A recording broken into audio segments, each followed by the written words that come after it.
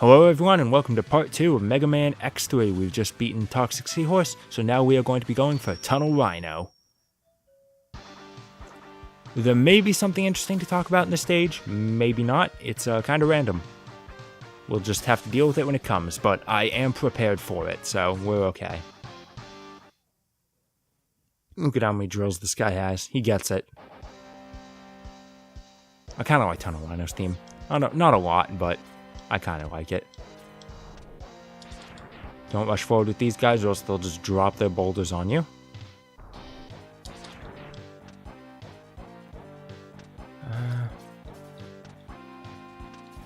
Oh, and this stage also holds my favorite mini-boss. The most amazingly designed mini-boss ever. He's such a challenge to fight. And also a recolor of these guys. They're the exact same they were in okay, can't go through there yet, in Blizzard Buffalo stage, except now they're brown, and I don't know if those ones bounced. These like waterfalls of sludge, they don't hurt you, but they force you to the ground, which is great when they're placed right above spikes, so just be careful of those. Obviously that's the intent. That's not like a dig against what awful design, they put them right above spikes. You know, no, that's the point. Or else they'd be worthless. Careful. I don't know. I think this was the yeah, there we go. There's a nice little demonstration. I believe this was the stage I couldn't get past when I was playing a Zero project. Just because Zero is such a big target and he takes so much damage.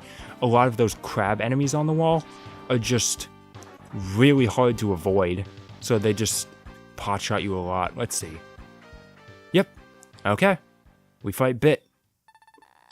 Welcome, X. I'm Bit. I have my orders. You are to be destroyed. So, sort of like the X Hunters, you have to fight these guys, Bit and Bite. You don't know which stage they're going to appear in, but they will appear once you've beaten enough. They start appearing once you've beaten 2 Mavericks.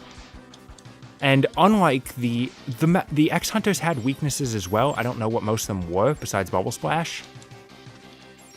But the difference here is that you want to use their weaknesses, like, besides the fact they deal more damage.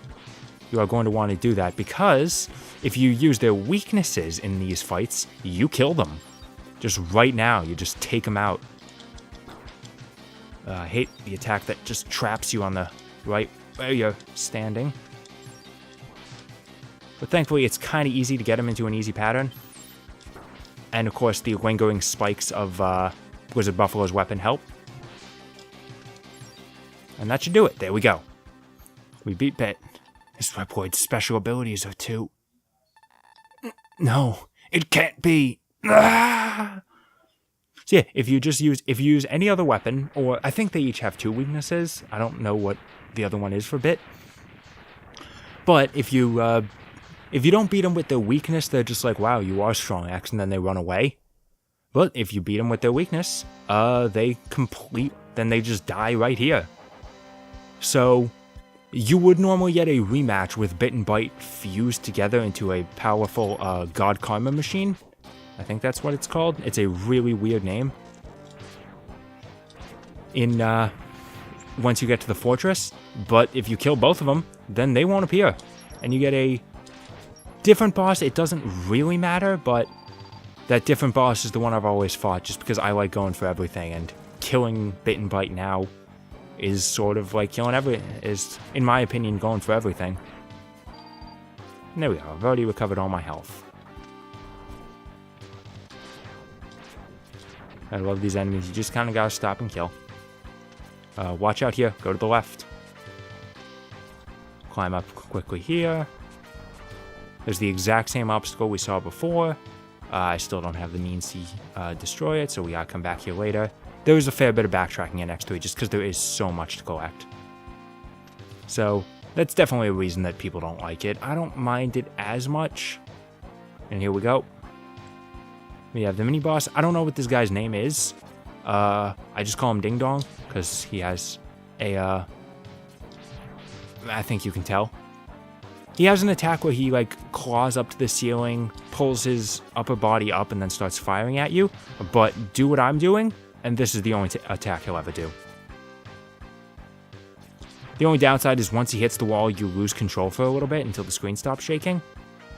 So you do have to watch out for that. He does take a fair bit of damage to beat, but he's not hard. There we go, I got him.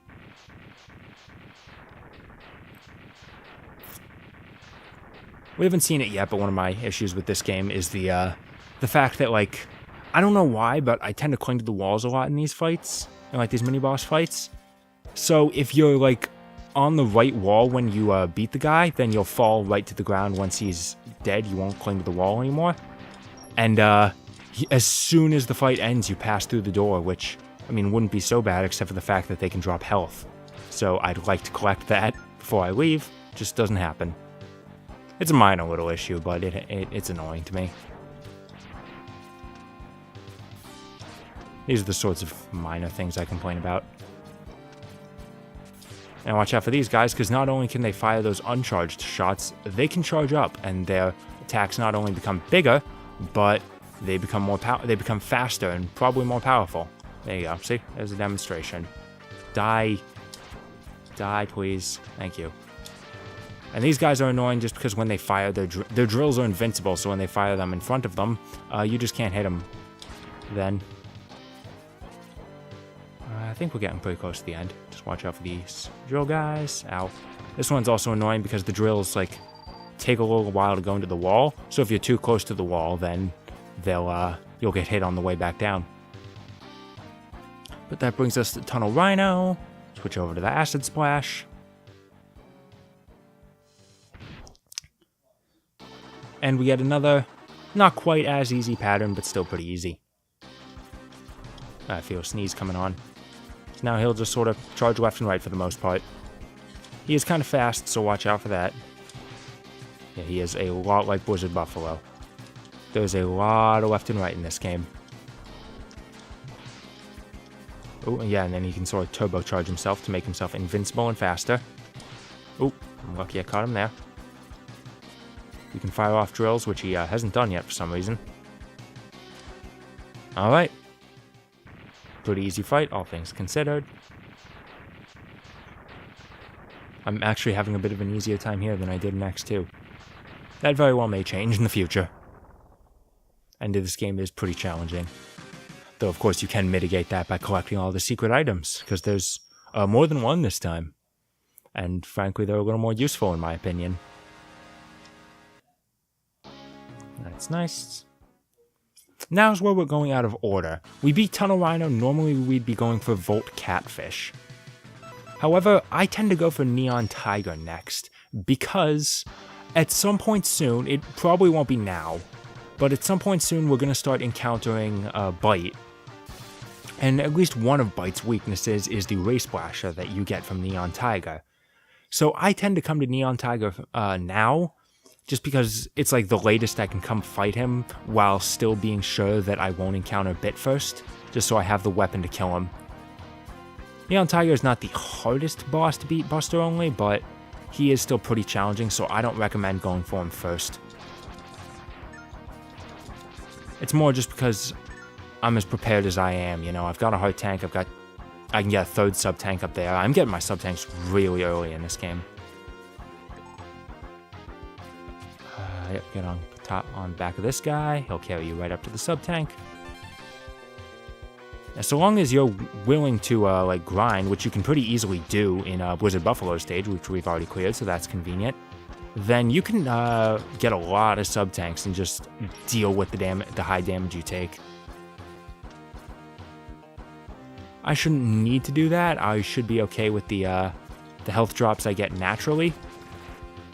So, but either way, having all of these extra items as security is certainly nice. I think I can get all the items in this stage on this visit.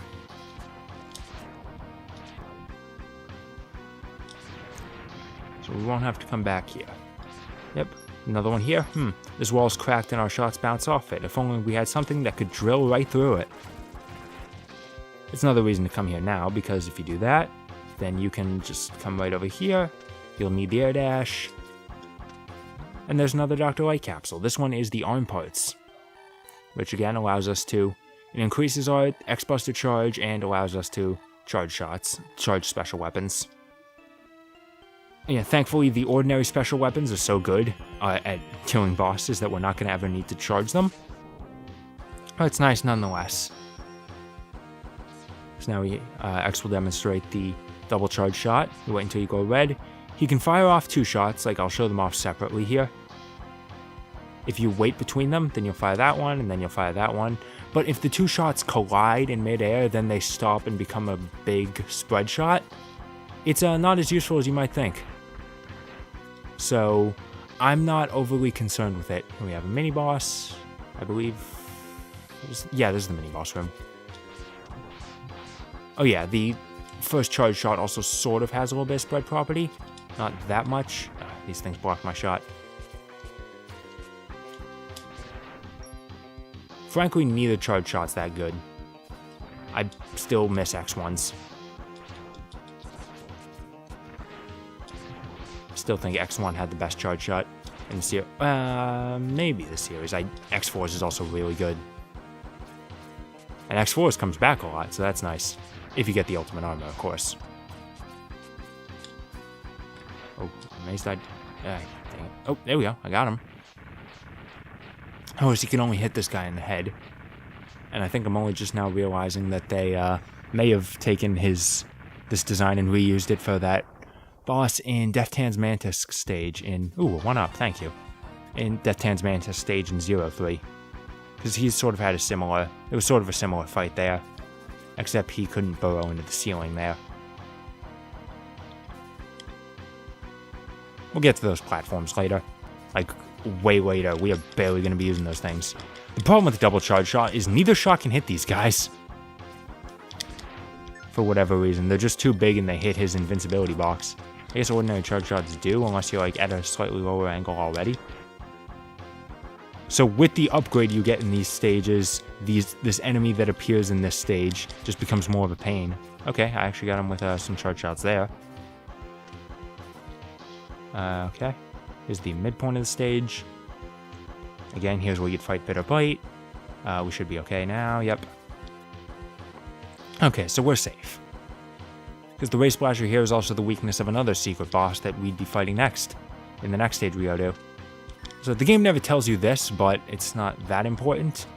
Though, despite how small those are spikes. And these guys make them. Ow. So, do watch out for that.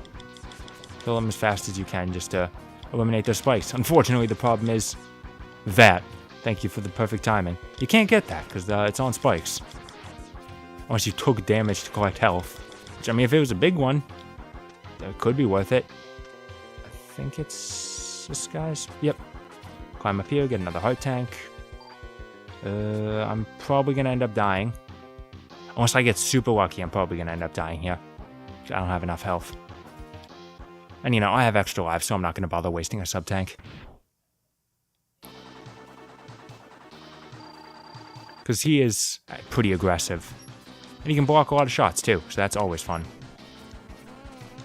And it's very hard to predict his Ray Splasher. Yep, and there we go. I got one shot off on him, though. I may have to use the sub-tank when I go into the fight with full health. But he's not impossibly hard. Only thing is, you want to hit him while he's moving or attacking, or else he'll likely block your attack with his claws.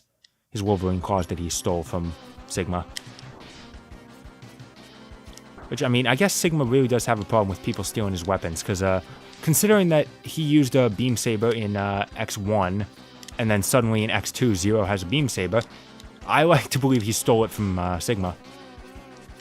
Zero probably saw it in the first fight he had with Sigma, and then was like, I want that. He used a pipe in that fight. He clearly has an affinity for, like, melee weapons. It's just that he couldn't get a good one. Ooh, that was nice. Come on. Oh, okay, sub-tank. I only have one, that's a problem. And unfortunately, despite the fact that I don't have that much health, it still totally drains me. Just jump back off the wall, don't attack. It's hard to... And, of course, he did the claw attack. Uh-oh, this is not good. This is actually really bad. I could be in a lot of shit here.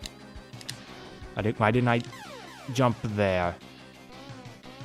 Okay, we're in a lot of problem here, because now I don't have any sub-tanks. I think what I'm going to have to do is I might die here, go back to Blizzard Buffalo stage, fill up all my sub-tanks, and then come back and do this stage again. That might just have to be what I do. Thankfully, the delay on that charge shot means that it's easier to hit him, because he's blocking when you're firing, but not when the shot actually gets near him. Thank you. There we go, now he's cooperating.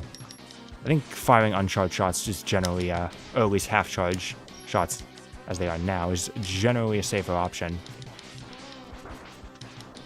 See, like, I'm actually doing pretty well now. Like, better than I was before. Maybe I'm okay. Great, thank you. Thank you so much. Oh, still barely hit him. Wow, that does a lot of damage. Alright. Maybe we can do this. That's the thing. I don't know. At this point, it's all up to chance.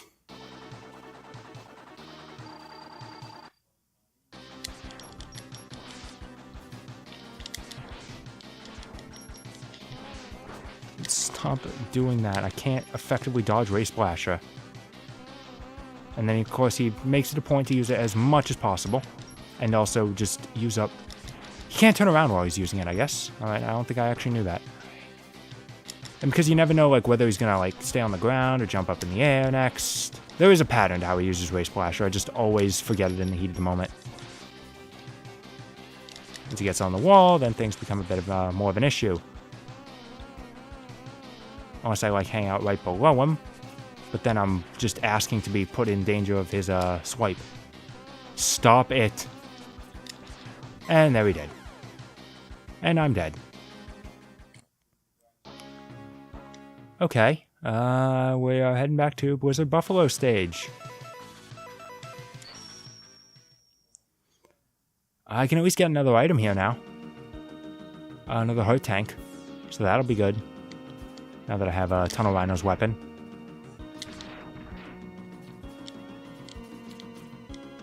Man, of course. Okay, yeah, here. Can't break these, but a Drill Claw can. It's not called Drill Claw. It's Tornado Fang. There's a faster way to get down here, but it requires an item we're not getting for a long time, so I'd rather get this now. I'd also recommend, even though you can get through after breaking this block, break them all just so you have a little more vertical room to maneuver. A good air dash may be able to get you through, but I'm not exactly trusting myself right now. Especially with this hill here. Okay. And the hill speeds you up drastically when you're going down it, so... be very careful if it's leading you into spikes. There we go. So here's how you grind sub-tanks in this game. Come up here. And then just go back and forth up here. Keep killing these guys. If he doesn't drop it, you go back. And you kill him again. Just keep doing this until you fill up your sub-tanks. With 3 of them, I'll be practically unstoppable. It'd be nice if they dropped them, though.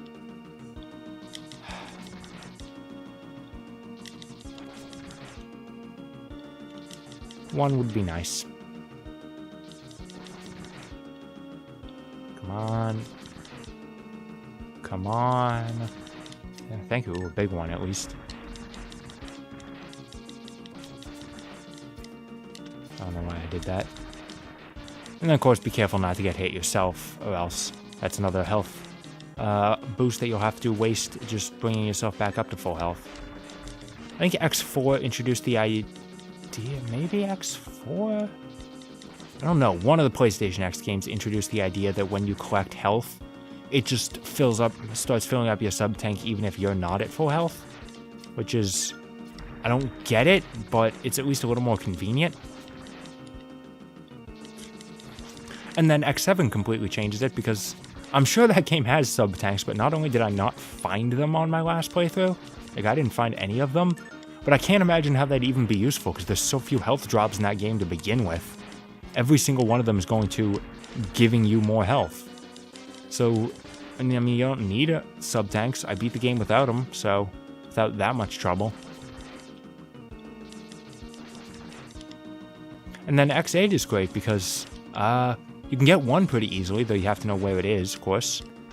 And it's a little harder to identify because you can't visually identify it on the screen. It's a rare metal. And then there's another one that's practically impossible to get because of the like 4 times I played through Optic Sunflower stage, some of those challenges are just impossible to like get a high rank on. I don't know how to do it. There's obviously got to be like some special trick I don't know, but I couldn't do it. So that other one I just accepted. I was never going to be able to get. Kind of like that one sub tank in ZX that I also just totally skipped out on. Because frankly, some of them just aren't worth it. X4 does a similar thing, except in X4 it's not that hard to get a high rank. Especially if you have Soul Body.